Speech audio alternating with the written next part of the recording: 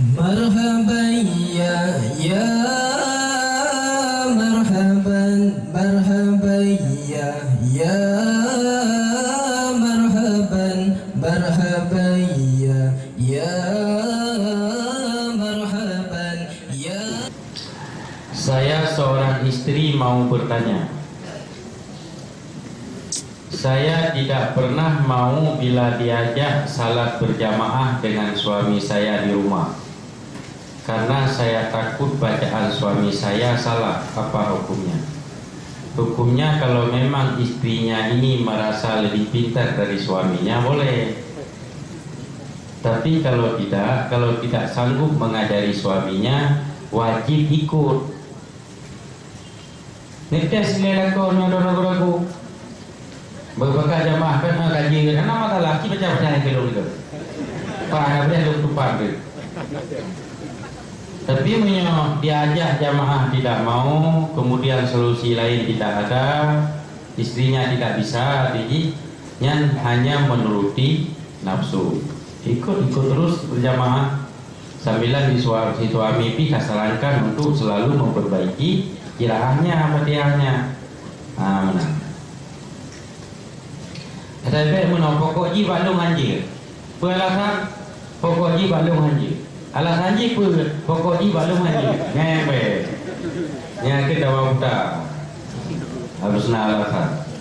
Dan payah ada demang suami yang menang. Yang sering yang le suami pakai jalan-jalan, pakai jamaah, jalan-jalan. Ya, jadi saya selalu merasa kurang bila suami saya memberi nafkah kepada saya. Yang kakak. Padahal suami saya sudah memberikan uangnya semua kepada saya. Apakah saya tergolong orang-orang yang menzalimi suami? Yang pertama, tergolong kepada orang yang durhaka kepada suami. Itu yang pertama. Itu golongan yang pertama, golongan paling berbahaya di antara golongan-golongan yang ada. Ini yang paling bahaya. Kemudian yang kedua, golongan yang tidak bersyukur kepada nikmat Allah. Nikmat Allah yang telah diberikan suami lagi yang terakai hendak bersyukur, telah diberikan rezeki tidak mau bersyukur. Dua-dua kesalahan ini bisa mengakibatkan seseorang mati dalam keadaan su'ul khatimah. Belaga Mia suami kau tujuhnya walaupun di gede pura-pura le. Alhamdulillah dompet ke hantum tak ada gitu. Yang ban belum semangat suami itu.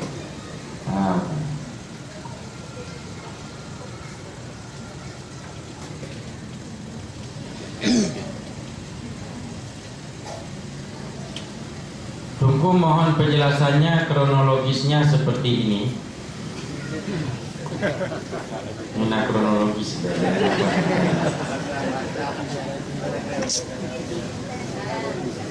Dalam suatu keluarga dengan 3 kakak beradik, 3 cewek, anak nomor 1, nomor 4 dan 5, dan 6 cewek boleh. Ini cowok. Sebelum ayahnya meninggal, telah mewasiatkan tentang sepetak tanah yang akan dibagikan kepada anak-anaknya.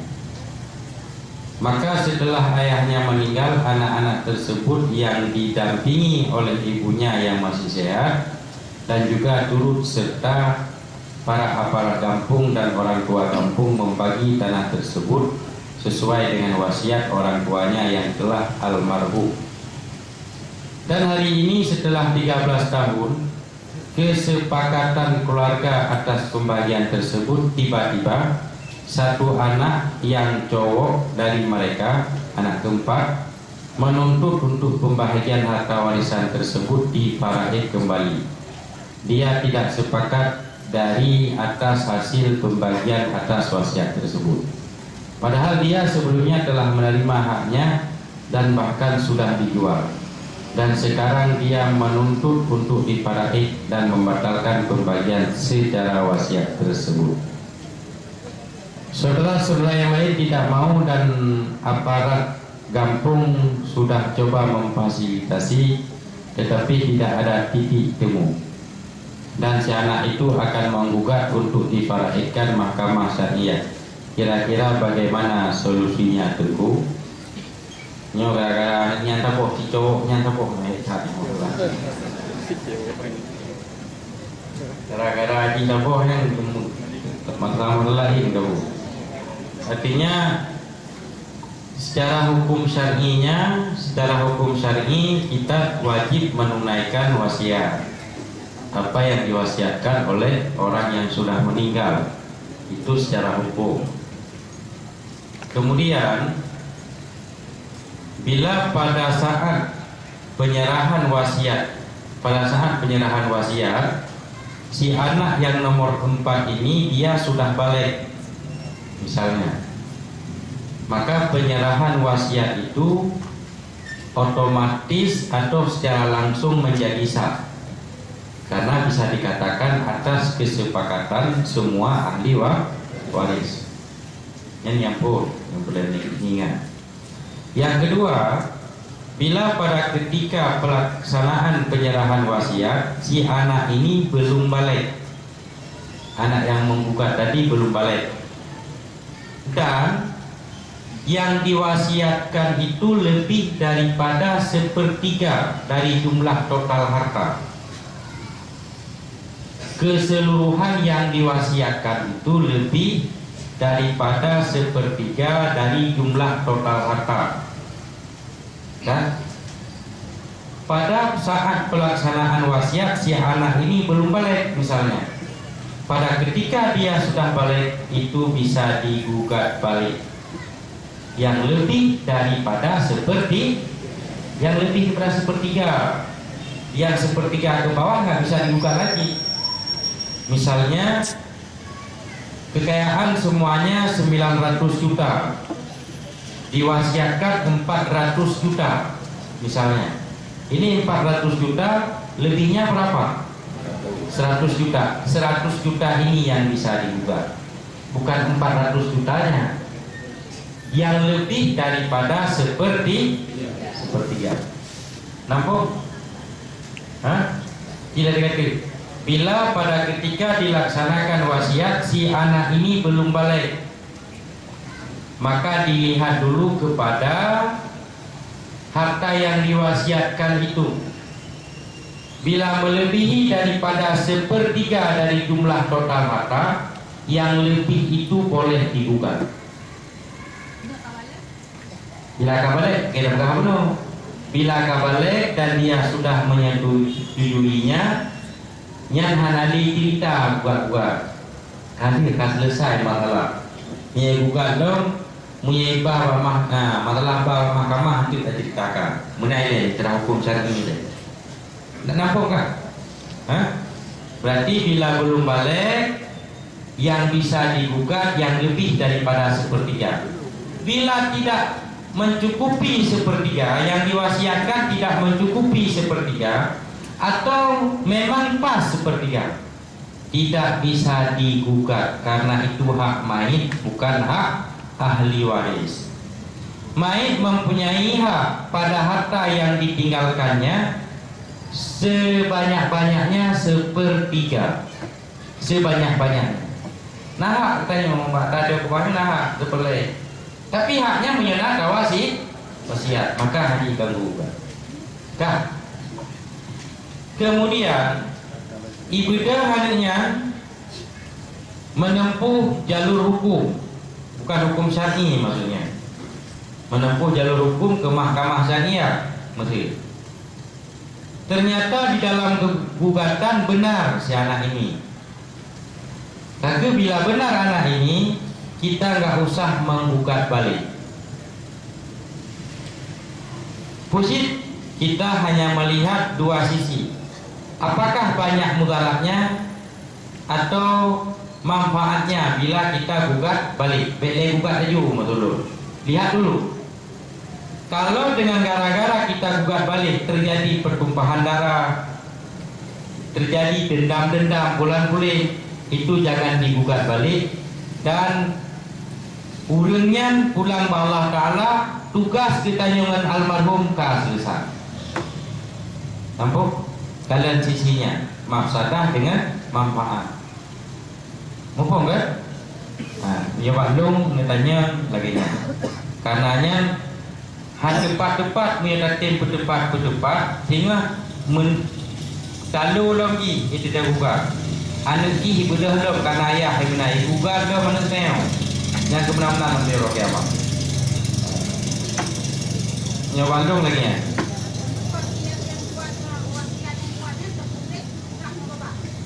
Munyo untuk syar'i tidak disyaratkan tertulis, boleh diucapkan dengan lisan. Namun harus ada saksi. Nadawa, mana nadawa ke? Karena pulang menuncik tanya orang harta, tanya orang bedeh. Mandu-mandu pernah nawasiat ke tanya. Dah saksi ji. Mesti dah orang saksi. Harus ada saksi. Kan kali dah bagi benar. Kan kali dah bagi kali belah tu hana mungkin hana dah bagi. Dan hana dah bagi pi kali belah tu ka berjalan berarti yang salah katanya. Alias saksi wasiat yang menyangkut dengan harta harus 2 orang laki-laki atau 1 orang perempuan, 2 orang laki-laki. 1 orang perempuan, 1 orang laki-laki, 2 orang perempuan. Je. 2 orang laki-laki je. Atau 1 orang laki-laki, 2 orang perempuan je. Dan yang menjadi saksi jangan anak kesayangan. Yang kena agama beda pakaian nganu. Banyak yang kita tajuk harta dia keji tadi. Lehana. Yang salah prosedur agama. Anak yang paling disayang tidak boleh menjadi saksi. Yang jadi saksi siapa juga? Orang tua kampung. Tak orang tua kampung. Mungkin imung lorong ngan kecil.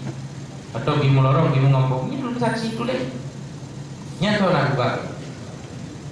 Yang buka dia tahu tu gede kali ni.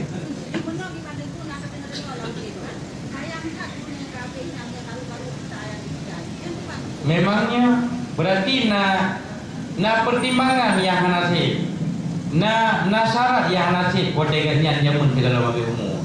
Maka mimbas segala. Mimbas. Drone yang na harta yang na nimit, apalagi rami anina di sana agam. Mula sayang nekani nang ino idunya akan nebi ju bagi harta rumah tangga drone. Bagi harta tapi syarat hasil kuah drone atau di drone. Surat apa ke itu apa? Sebab ni nang drone kalau retail di doji tengah lagi drone dan apa penghasilan. Ramen anu orang kaya, anu inang dari anu orang kaya hanya tinggal sejarah bapaknya orang kaya. Ramen. Menumpak lakoi pulau-pulau harta yang tuan. Artinya pula agama. Tapi agama. Pokoknya ianya kan menumpak istana apa kira. Kira. Dengan hak himayat kuno nunggu yang tajuk untuk himayat yang kupu macam untuk hak banyak. Harta yang untuk hak himayat kuno ni. Yang kupu macam untuk hak himayat tak bergunakan. Seperti yang hak main. Yang karena seperti untuk himayat. Jadi yang adanya ho dak pergunakan untuk himayat kuno. Ho yang wajib. Ho mesti wasiat. Bila be umulun seperle daripada kedepanle dadakan. Bila be umulun dan orang lagi kajuk kemudian. Yang kena kajuk hanya jual lain.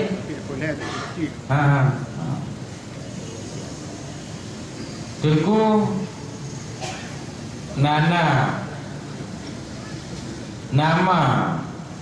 nama yang bagus untuk anak laki-laki yang akan lahir insya-Allah bulan 4 bulan 4 buka juga deh. Tolong tunggu berikannya bulan 4 buka lah mungkin. Oh nya mungkin lumpurnya. Tolong Tengku beri nama.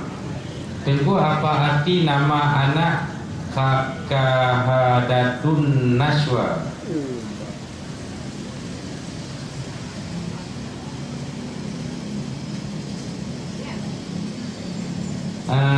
Punya pungangkap alian hanya puharaya puhau kahadatun ini naswa ke tadi naswa ke maswa yang mana ke maswa yang mana ke hai gaji maswi ataupun maswa nanda puas ini daging panggang maswi atau maswa nya meter balik nanyo menancit nanyo tu meter balik nan yang diubuhkan drone ti SMS natanya untuk kanan mailung terikat we apalagi nanya di SMS dino belum ke tinggal dulu ni nanti berdua lain you bawa lain yunan tua lu terikat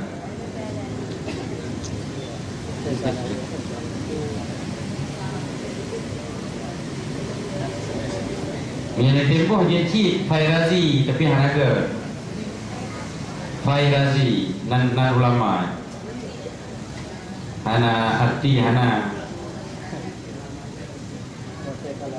kebun mati ke ketan yang penting nan terbiduri legop aja hidup nyaman kan dah protes abu Pijai pula nalung sabab paling kiri na lokal. Ana ige dengan tapi puka ke kenan tuku iki. Age nak pejabat ni. Nopura abu do abu balik ke nalung ke linang inang ke. Puta man dapuhnan ka. Ko abu boh yang juga di hati kubur. Kalau tengok hati ke.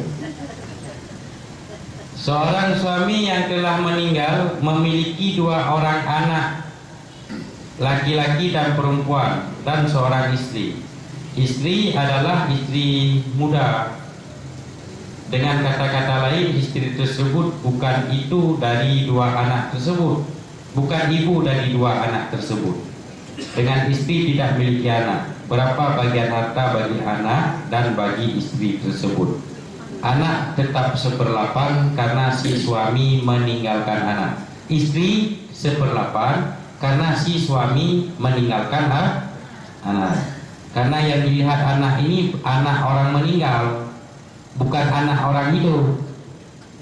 Jadi tidak ada urusan dengan anak itu, bukan anak istri, tidak ada urusan. Pokoknya anak itu anak suami atau bukan. Bila anak itu anak suami, berarti si istri mendapatkan 1/8. Nampak? Yang sisanya dibagi 2, anak laki-laki dan anak perempuan. Cuma cara membagikannya, untuk anak laki-laki 2 bahagian, anak perempuan 1 bahagian. Nah, ini.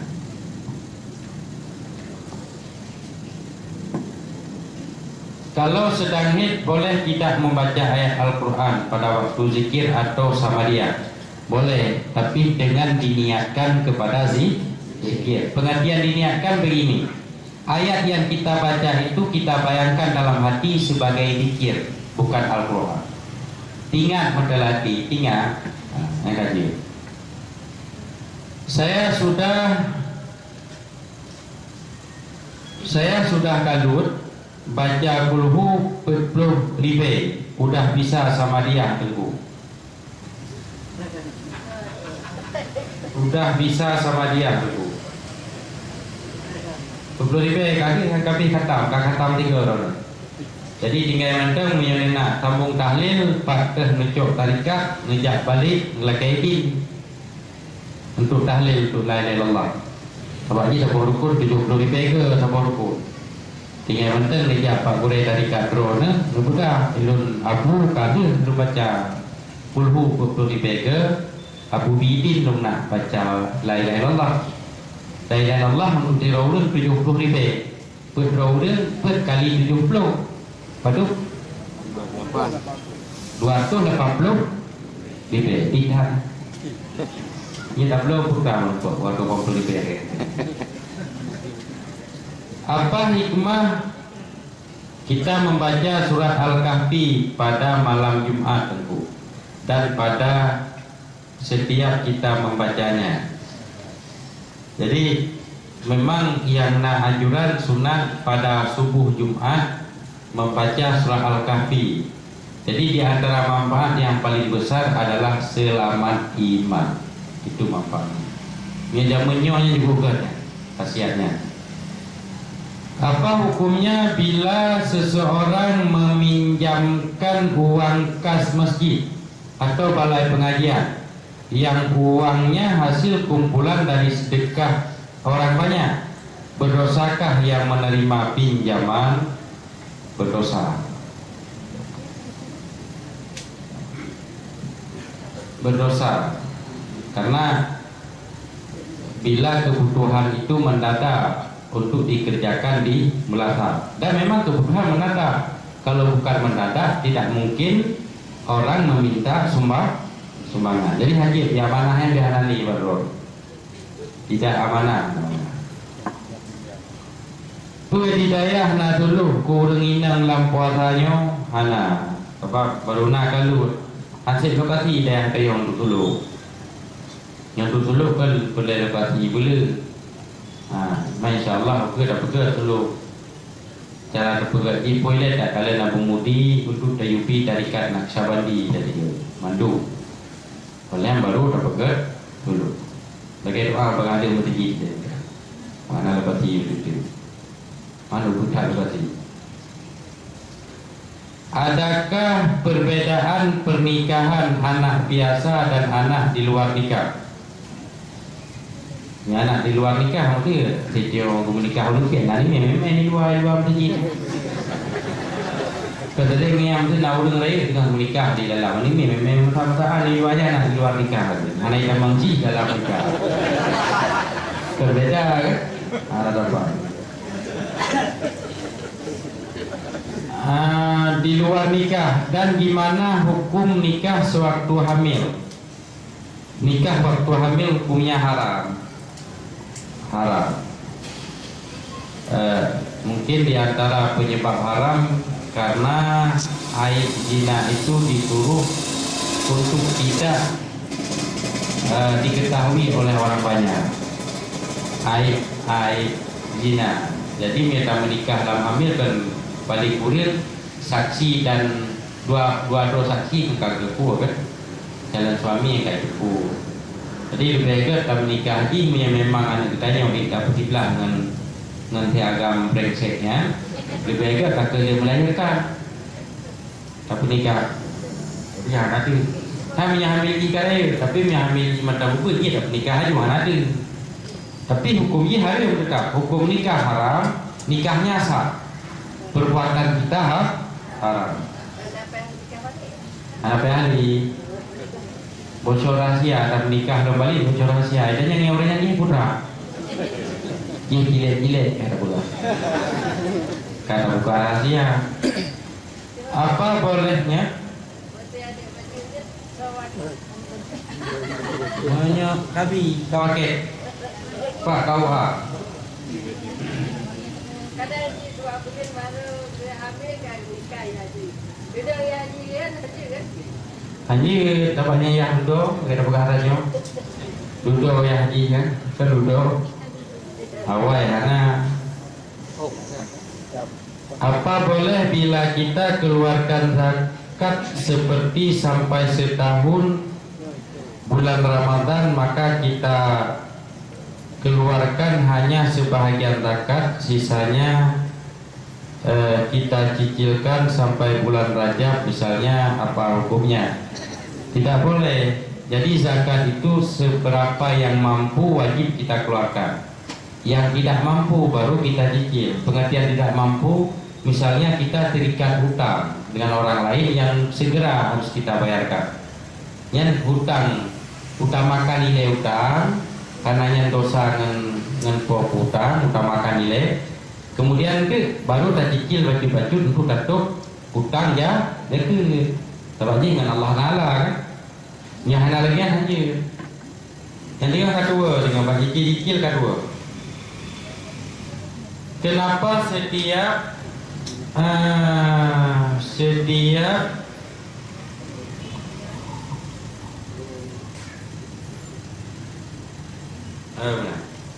kenapa setiap anak yang diantar ke pesantren selalu sakit? Dan akhirnya setelah di sekolah umum ada gangguan supaya tidak kekal di pesantren? Ya, salah satu penyebab kiamat dunia, Allah akan mencabut ilmu dengan mencabut orang yang mengerti ilmu. Jadi adalah boyi, salah boyi yang lagi anak ini sakit pulang boleh. Mak dia uci betapa lagi. Karena tidak akan mendapatkan keberuntungan atau kebahagiaan bila jalan-jalan ini mulus. Nyaha, beruntung guru yang mulus jalan. Tetap kini Syafi'i, hina kamu waktu menuntut, tetapi mulia kamu waktu dituntut. Memang lagi yang mandu. Jadi cuma saya apa, betapa katanya, anak sakitnya lagi nyoy daya haluna dengan kude-kude. Terus badang guru katai, kude utai. Nah dia bijak je. Terus apa udah kude. Mayang ini yang tak bertahan aja. Jangan apa tu biar jo kerana apa begini. Nah cik ladung kagubidi memang dia tua dia mengubah. Maka hai kasayang dia kata. Nanti mana boleh ke bala? Sakit ya jo lah boleh ke bala. Insyaallah akhir pun sampai kada kata. Sampai kada. Nah memang lagi yang ini. Kan gara-gara dia anak ni daya tadi dia. Lihat ia tajuk dari pergi penampungan Saringan. Oleh baru diterima lakulah. Jadi kalau dia lakulah dia putih dia je. Tapi itu kalau mana orang ia kat miawat dia mana ia kuning yang han itu. Jadi harus sama-sama. Jadi makanya kan barmolong han apet kalau pegang ke gedung masalah. Jadi ilung harus hapan sumber ia dengan ini. Mata tamang tadi han amalah tu molong dua boh tadi. Ada niat apa? Kaji menurut ji kulit mentangga ji. Ji ada mina anak kata-kata, itu yang kata. Bagah kata itu. Siapa kata tadi gua apa? Tapi sumber ji siapa? Alnya takkan kulah anak ni, kita orang jemaah kepada yang orang kulah ni. Diputih kulah tadi. Jadi memang virusnya. Nah konsultasi dengan dokter orangnya dipegahkan daya tunggu mentah. Karena mantung pesantren tinggal kata-kata. Dan kan hanya di pesantren atenan tempat yang di mondok ada ni yang ini dapat tetap nah virusnya. Satu pulang Allah Taala. Tadi mengenai pegah hidayah kumu ia di kutonya jadi ada yang mana kuto ia klik. Ukuran menyerut mata tadi semayang kita kala dalam dia benar. Yang tu boleh ia. Hayat je ubat kan ia bekas dia semayang ke ubat.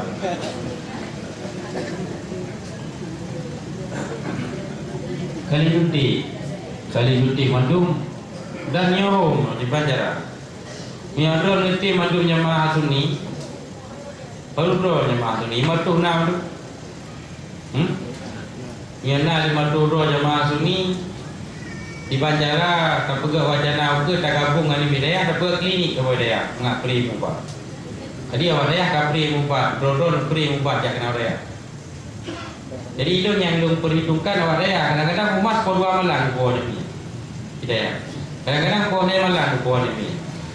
Karena hanya fasilitas Hidayah. Mau menyongan Hidayah mantan hansi persyaratan kadang-kadang yang kali dodro nanti kali dodro kali dua. Mina lima tu kan ribe kan sama ane mina lima tu kan ada ribe juga. Kata bapak pengurus apabila hit apa boleh diarah ke kuburan boleh. Karena yang di kuburan itu boleh baca doa. Berdoa orang sedang hit boleh. Yang tidak boleh baca Quran. Bagaimana hukumnya kalau memakai cadar tidak istiqamah? Tidak bolehlah, harus istiqamah. Atau boleh juga kalau tidak istiqamah, tapi kita harus mengerti hukum. Artinya ketika kita tidak memakai cadar, kita bermazhab atau kita berpijak kepada pendapat siapa. Ketika kita bermazhab, kita berdiri atas pendapat siapa. Kalau kita memang sudah berilmu boleh. Tapi kalau ilmunya pas-pas, lebih baik pakai. Namun, baik kira itu pakai cadar broker kadang nak buku muka. Nah, siangnya tolong Tengku ingatkan jadwal pengajian bulanan dari Hidayah bagi ibu-ibu. Setiap minggu ketiga di Hidayah ada pengajian ibu-ibu. Setiap minggu ketiga, tiap bulan. Karena kami sering kelewatan.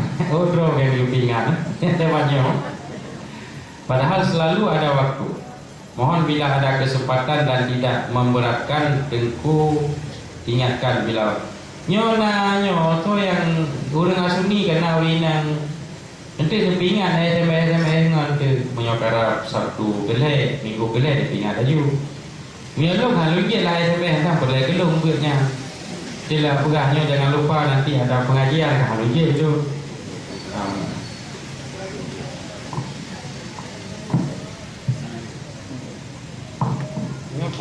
Balik ya. Wallahu a'lam bishawab.